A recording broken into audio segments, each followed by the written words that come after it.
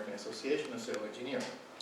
I'd like now to ask Dr. Irma Becerra Fernandez, Vice President for Engagement, to give her welcoming remarks.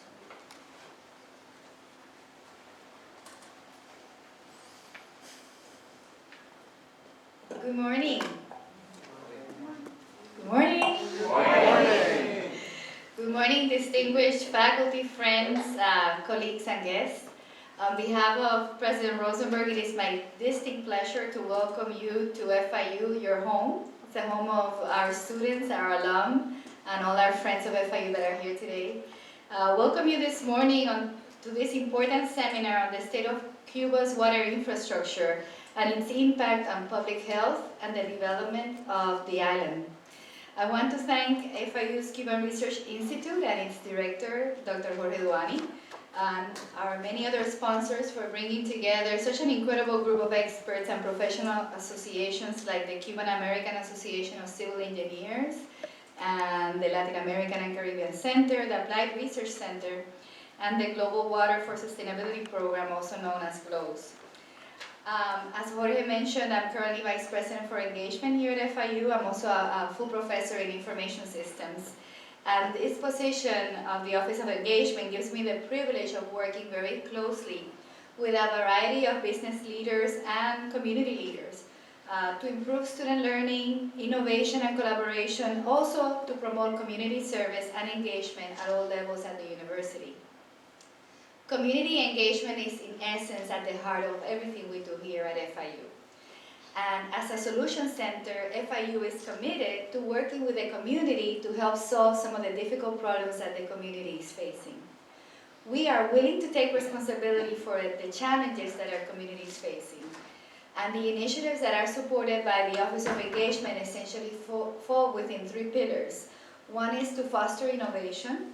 For example, through an initiative that I lead called the Life Sciences South Florida Initiative, which supports the nascent biotechnology industry here in the South Florida community. Also, I have a number of initiatives that help grow the talent of our students by promote service learning courses and internships where students are able to get experience on a temporary job that is aligned with their academic interests here at the university. So I help oversee internships across the entire university, and if you have an interest to have some interns, FIU interns at your organization, please see me. I would love to help you with that. And then finally, I also lead a number of initiatives that are in support of developing our community, through which we help the community solve some of the difficult problems they're facing, like why we have underperforming schools. And as an example of that is our partnership with Miami Northwestern High School, which is in Liberty City, a school that traditionally had been an F school, and it just earned an A last year. So in terms of water quality, as is so many issues that face the world, FIU also sees itself as a solution center. In particular, GLOWS is a consortium of international organizations that is led by Maria Donoso, working to provide sustainable clean water to people in the developing world. And one of their major projects is a $28 million US-funded effort to increase access to safe water, enhance sanitation, and improve hygiene in 4 countries in West Africa. Other related initiatives include the work of chemistry professor Kevin O'Shea, who is working with international chemists and environmental engineers to develop a new clean technology that will destroy water toxins that are caused by harmful algal blooms. Also, John Kominowski is collaborating with a consortium of universities launching a study on water sustainability in the Sun Belt, with hopes of making policy recommendations on water resource management. And finally, Elizabeth Anderson, Director of International Research Programs for the School of Environment, Arts and Society, recently participated in a roundtable for sustainability in Washington, D.C. to provide a forum for leaders in Latin America and the Caribbean to explore challenges to integrated water resources management. Still, other faculty experts at FIU are studying climate change, sea level rises, and coral reef diseases. So here in Miami, we live in the largest Cuban diaspora in the world. So it is vital that FIU continue to play a major role in Cuban American scholarship, teaching, and outreach. No other university in the U.S. surpasses FIU in the number of professors and students of Cuban origin. And since its founding in 1991, the Cuban Research Institute has engaged the community through the research and work of more than 30 faculty, all experts in Cuba-related matters, representing various disciplines including business, public affairs, the humanities, social sciences, and education. CRI's programs, conferences, and lectures continue to focus attention and is a solution center for the critical issues that Cuba is facing today. As a Cuban-born American who has been involved in higher education for almost 2 decades, and don't start counting how old I am, so that's not the purpose, I know all too well the importance of this work. I am so proud to be affiliated with a university that takes its role in Latin America and the Caribbean so seriously. So again, I welcome you and I thank you for being here today to engage with us in this important dialogue with our students and our faculty. And I want to thank you for your presence and for your collaboration. Thank you and have a productive day.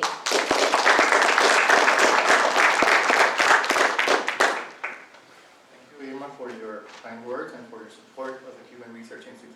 Now I'd like to introduce Dr. Gina Simhan, Associate Dean for Research and Grad Studies at the College of Engineering and Computing. Well.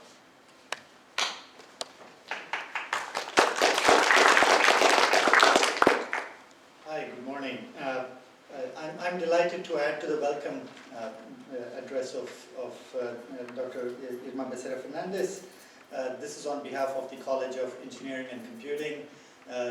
Dean Mermeran couldn't be here, he had to be in Washington. My name is Giri Narasimhan, I'm the Associate Dean for Research and Graduate Studies, standing in for him.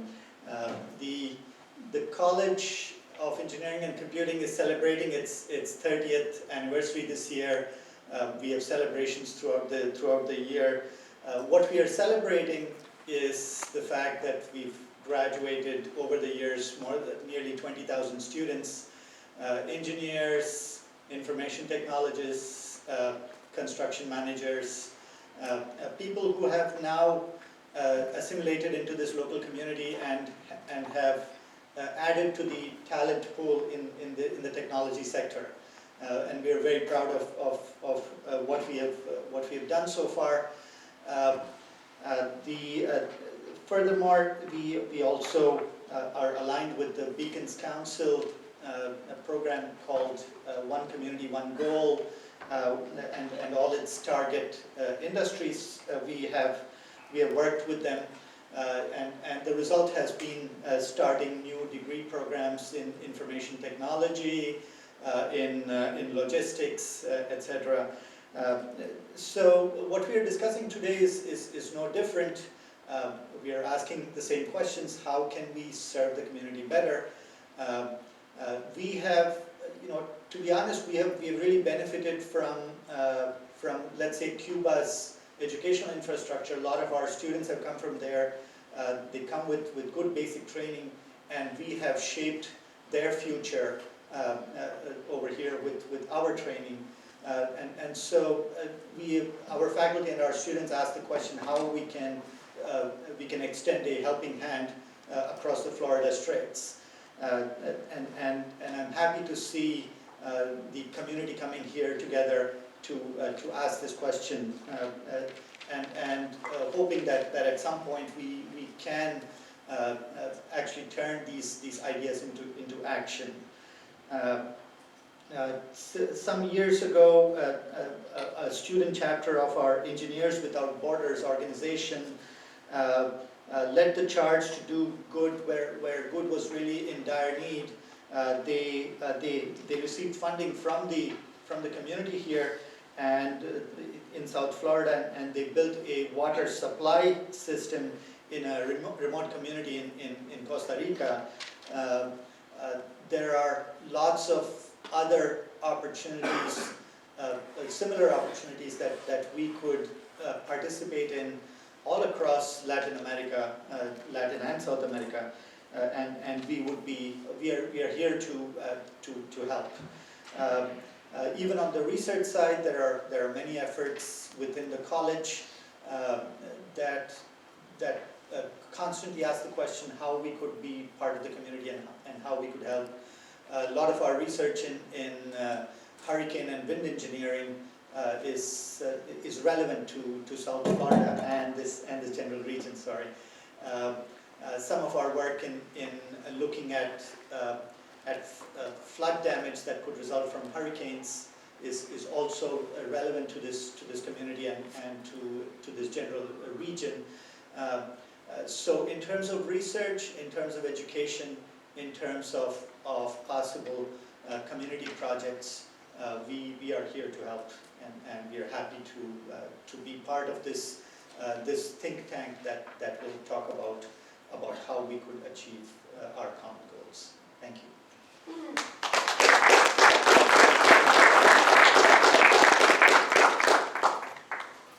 Thank you, Dr. Narasimhan, for your remarks and also for your college's enthusiastic support of this event. I'd just like to very briefly explain the origins of this symposium, and they take back to two main observations that we did a couple of months ago.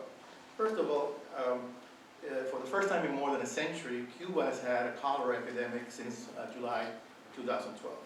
The last major outbreak on the island, according to historians, was registered in 1867. During the summer of 2012, 417 persons got sick with the disease and 3 died because of it. In August 2013, for the first time, the Cuban Ministry of Health reported 163 new cases of the disease in 3 provinces of the island, including Havana, Camagüey, and Santiago, again unheard of for many years. In Cuba, although very common in places like the Dominican Republic and Haiti. At that time, in August 2013, at least 12 European and Latin American travelers to Cuba contracted cholera, in addition to 1 person who was reported to come back to the United States. So in general, I think most experts agree that this outbreak is strongly related to issues of contaminated water, especially as a result of untreated sewage, which is one of the topics that we want to discuss this morning.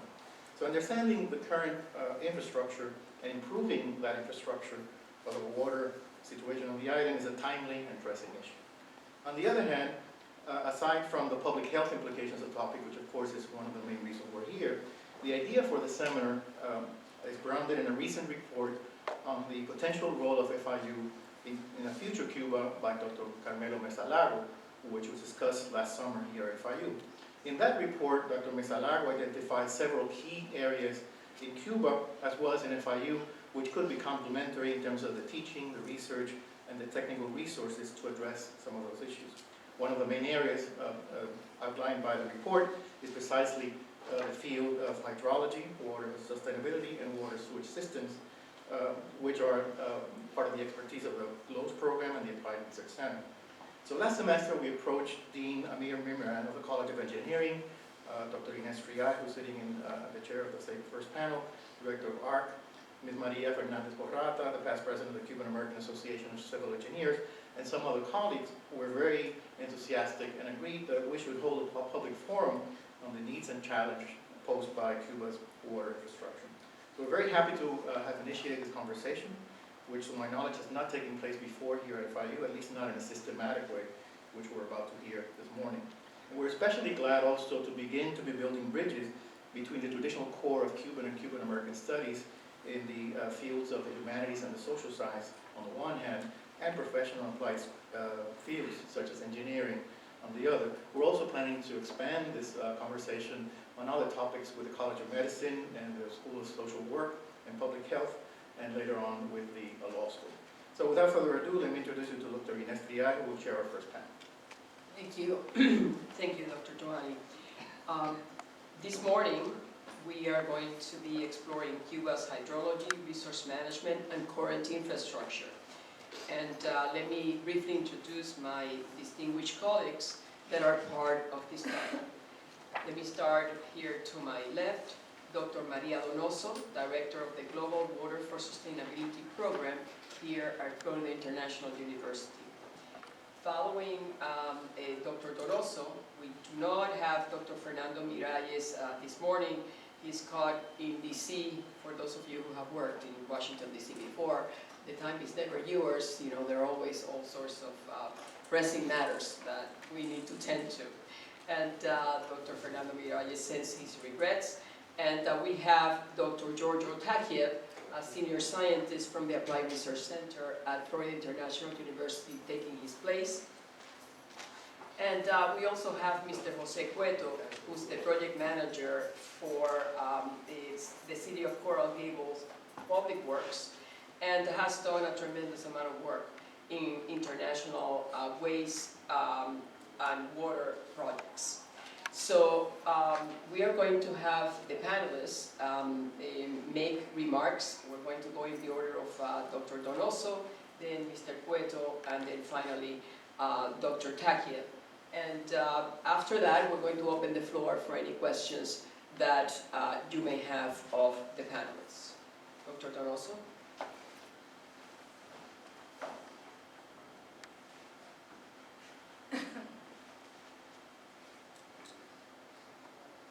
Thank you very much. It is a great honor to have been invited to present the state or an overview of water resources in Cuba in such a distinguished event. And I would like to extend my thanks to the Center for Cuban Research Institute here at FIU for inviting me. When you are going to talk about the water infrastructure of a particular country, the most important thing that you need to know in advance is the state of the water resources. Thus, my presentation kind of set the stage for us to analyze what is the present state and what we anticipate is the tendency of the infrastructure existing in Cuba, and what is the potential development that could happen in the future of Cuba water sector. I would like to say that the information that I am presenting is